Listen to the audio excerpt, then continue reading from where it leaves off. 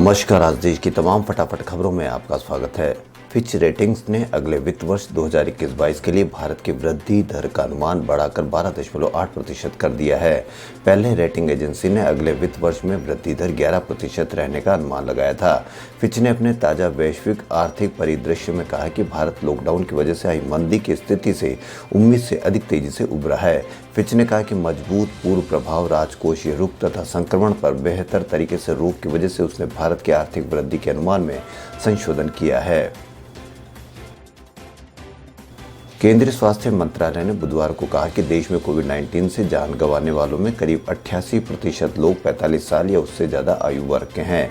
मंत्रालय ने यह बात संबंधित आयु समूह के सभी लोगों के लिए 1 अप्रैल से टीकाकरण की घोषणा करने के एक दिन बाद कही। केंद्रीय स्वास्थ्य सचिव राजेश भूषण ने एक संवाददाता सम्मेलन को संबोधित करते हुए कहा कि इस आयु वर्ग में मामलों से जुड़ी मृत्यु दर 2.85% है। उन्होंने कहा कि देश में कोविड-19 के कारण हो रही मौतों में से करीब 88% 45 साल या उससे आयु वर्ग में हो रही है। महाराष्ट्र में बुधवार को एक दिन में कोरोना वायरस संक्रमण के अब तक सबसे अधिक 31,855 नए मामले सामने आए। एक स्वास्थ्य अधिकारी ने यह जानकारी दी। उन्होंने कहा कि राज्य में संक्रमितों की संख्या बढ़कर 25,64,881 हो गई है। इससे पहले राज्य में 21 मार्च को संक्रमण के सबसे अधिक 30,535 मामले सामने आए थे। अधिकारी ने कहा कि 93 और रोगियों की मौत के बाद मृतकों की कुल संख्या भी 53,684 हो गई है।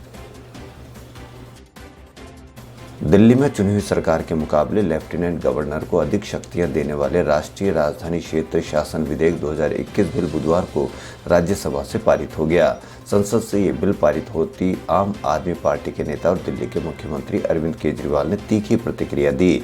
केजरीवाल ने बुधवार को ट्वीट कर कहा कि राज्यसभा ने GNCDT संशोधित बिल पारित कर दिया है। यह लोकतंत्र के लिए दुखद दिन है। हम जनता की ताकत की बहाली के लिए अपने संघर्ष को जारी रखेंगे। जो कोई भी बाधाएं आए, हम अपना अच्छा काम जारी रखेंगे। काम न तो रुकेगा और न ही धीमा होगा। दिल्ली हाई कोर्ट ने आप विधायक सोमनाथ भारती को एम्स के सुरक्षा कर्मियों पर हमले के मामले में सुनाई गई 2 साल की सजा बुधवार को निलंबित कर दी। हाई कोर्ट ने इस मामले में सोमनाथ भारती की दोष सिद्धि पर भी रोक लगा दी है। भारती की याचिका पर दिल्ली सरकार से जवाब भी मांगा है। सोमनाथ भारती ने खुद को दोषी ठहराए जाने और 2 साल कैद की सजा सुनाए जाने की निचली कोर्ट के आदेश को हाई कोर्ट में चुनौती दी है। नेशनल टेस्टिंग एजेंसी ने मार्च 2021 सेशन के लिए JEE मेन एग्जाम का रिजल्ट घोषित कर दिया है। बुधवार रात को जारी किए गए रिजल्ट के मुताबिक 13 स्टूडेंट ने परीक्षा में 100 परसेंटाइल स्कोर किए हैं। विद्यार्थी अपना रिजल्ट NTA की वेबसाइट nta.ac.in पर और JEE मेन की वेबसाइट पर चेक कर सकते हैं। JEE मेन की परीक्षा 16 से 18 मार्च के बीच हुई थी। इसके लिए कुल 6,19,638 विद्यार्थियों ने रजिस्ट्रेशन कराया था। परीक्षा के कुल 6 दिन में ही रिजल्ट जारी कर दिया गया है। जानकारी के मुताबिक 100 परसेंटाइल हासिल करने वाले 13 विद्यार्थी में से राजस्थान और तेलंगाना के 3 विद्यार्थी हैं। पश्चिम बंगाल, तमिलनाडु, केरल, असम और पुडुचेरी में होने वाले विधानसभा चुनाव को लेकर टाइम्स नाउ सी वोटर ने बुधवार को ओपिनियन पोल जारी किया है। इसके हिसाब से बीजेपी की ओर से मिल रही चुनौती के बावजूद बंगाल में TMC की सत्ता बनी रहेगी। लेफ्ट का आखिरी गढ़ केरल भी LDF के पास बचा रहेगा।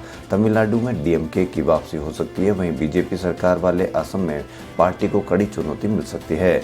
ओपिनियन पोल के अनुसार पश्चिम बंगाल में ममता बनर्जी के नेतृत्व में TMC बहुमत के साथ तीसरी बार सरकार बनाएगी।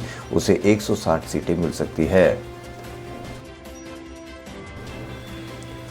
उत्तर प्रदेश के बुलंदशहर में 12वीं की छात्रा से कार में गैंगरेप और हत्या के 3 दोषियों को पोक्सो कोर्ट ने मौत की सजा सुनाई है। ये मामला 3 साल पुराना यानी 2018 का है। घटना के वक्त छात्रा कोचिंग से लौट रही थी। रास्ते में तीनों युवकों ने उसका अपहरण कर लिया था। बाद में उसका शव ग्रेटर नोएडा के पास एक माइनर नहर में मिला था। बुधवार को इस मामले में कोर्ट ने फैसला सुनाया।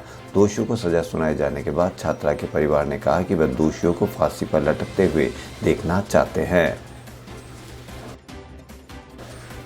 राजस्थान के जालौर जिले में बुधवार दोपहर एक तेज रफ्तार इनोवा कार ने 6 बच्चों को कुचल दिया। इस हादसे में 5 बच्चों की मौत हो गई। एक छात्रा घायल है। मरने वालों में 2 छात्र और 3 छात्राएं हैं। ये सभी स्कूल से एक साथ पैदल घर लौट रहे थे, तभी करडा रानीवाड़ा रोड पर हादसा हो गया। हादसे में 2 छात्राओं की मौके पर ही मौत हो गई थी। 3 बच्चों ने अस्पताल ले जाते वक्त रास्ते में दम तोड़ दिया। ये सभी 9वीं और 10वीं कक्षा में पढ़ते थे। देश में रोजाना मिल रहे कोरोना संक्रमितों का आंकड़ा 50,000 के पार हो गया। बुधवार को 53,419 मरीज मिले, 26,575 ठीक हुए और 249 की मौत हुई। नए संक्रमितों का यह आंकड़ा 23 अक्टूबर के बाद सबसे ज्यादा है। तब 53,931 मरीज मिले थे। बीते 24 घंटों में सबसे ज्यादा 31,855 मरीज महाराष्ट्र में मिले हैं। देश में कोरोना की दूसरी लहर का खौफ बढ़ता ही जा रहा है। देश में पिछले 24 घंटों में कोरोना के 47, यह आंकड़ा पिछले 132 दिनों में सबसे ज्यादा है। राष्ट्रीय रोग नियंत्रण केंद्र के डायरेक्टर डॉक्टर एस के सिंह ने बताया कि देश के 18 राज्यों में कोरोना वायरस के नए स्ट्रेन के 771 मामलों का पता चला है। इनमें ब्रिटेन के 736, दक्षिण अफ्रीका के 34 और ब्राजील वेरिएंट के 1 केस सामने आया है। वहीं हरिद्वार कुंभ मेले में आने वाले श्रद्धालुओं को लेकर उत्तराखंड हाईकोर्ट ने केंद्र और राज्य सरकार को निर्देश जारी किया है। इसके तहत मेले में आने वाले श्रद्धालुओं के RT-PCR नेगेटिव रिपोर्ट 72 घंटे से ज़्यादा पुरानी होने पर मान्य नहीं होगी। ऐसे श्रद्धालुओं को प्रवेश नहीं देने को कहा गया है। इंटरनेशनल क्रिकेट काउंसिल ने बुधवार को वनडे और T20 रैंकिंग जारी की है। वनडे में भारत के ओपनर रोहित शर्मा को 1 स्थान का नुकसान हुआ और वे बल्लेबाजों में टॉप 2 से बाहर हो गए। पाकिस्तान के बाबर आजम दूसरे पायदान पर पहुंच गए हैं। वहीं भारतीय कप्तान विराट कोहली पहले नंबर पर काबिज है। ICC ने यह रैंकिंग भारत इंग्लैंड के बीच पहले वनडे के बाद जारी की है। विराट और रोहित पिछले काफी समय से बैट्समैन रैंकिंग में टॉप 2 पर काबिज थे। रोहित ने पहले वनडे में 28 रन की पारी खेली थी, इसका उन्हें नुकसान हुआ और वे 836 पॉइंट के साथ तीसरे स्थान पर पहुंच गए। वहीं बाबर के 837 पॉइंट है। दीवान हाउसिंग फाइनेंस लिमिटेड के प्रमोटर्स कपिल और धीरज वाधवान के खिलाफ CBI ने बुधवार को केस दर्ज किया है। उन पर प्रधानमंत्री आवास योजना में गड़बड़ी कर 1880 करोड़ रुपए का फायदा कमाने का आरोप है। इसके लिए होम लोन के फर्जी डॉक्यूमेंट बनाए गए। दोनों भाई अभी मनी लॉन्ड्रिंग के मामले में जेल में बंद हैं। CBI के मुताबिक कपिल और धीरज वाधवान ने होम लोन खातों से जुड़े फर्जी कागजात बनाए। इसके तहत 11,755 करोड़ रुपए का कर्ज लिया गया। वस्तु एवं सेवा कर कलेक्शन इसी महीने नया रिकॉर्ड बना सकता है। उम्मीद है कि ये 1.25 से 1.30 लाख करोड़ रुपए हो सकता है। ऐसा इसलिए क्योंकि एक तो फाइनेंशियल वर्ष का अंतिम महीना दूसरे मार्च 31 दिन का होता है। वैसे पिछले 5 महीने से लगातार GST कलेक्शन 1 लाख करोड़ रुपए से ज्यादा रहा है।